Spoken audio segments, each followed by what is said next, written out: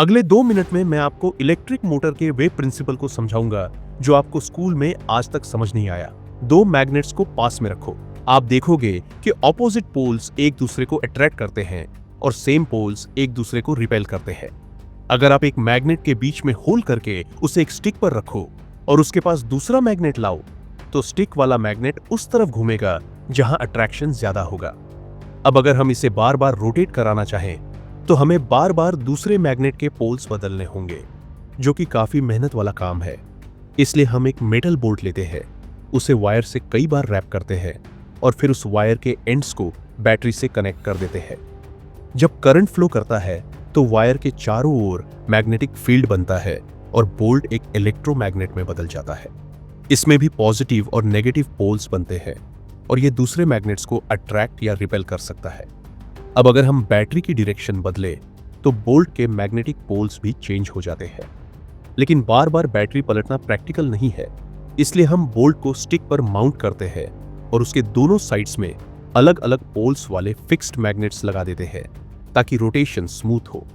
अब बोल्ट लगातार घूम सकता है, लेकिन हमें वायर की करंट डायरेक्शन बदलनी पड़ती है। इस प्रॉब्लम को सॉल्व करने के लिए हम एक कम्यूटेटर लगाते हैं। हम बोल्ट की जगह मेटल आर्मेचर लेते हैं और उस पर गैप वाला कम्यूटेटर लगाते हैं। फिर कम्यूटेटर के दोनों साइड्स में ब्रश लगाए जाते हैं जो वायर्स से कनेक्टेड रहते हैं।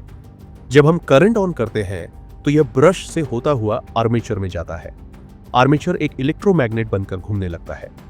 जैसे ही कम्यूटेटर रोटेट करता है, ब्रश के टच पॉइंट्स बदलते हैं और करंट की डायरेक्शन भी रिवर्स हो जाती है, जिससे मैग्नेटिक पोल्स भी चेंज हो जाते हैं।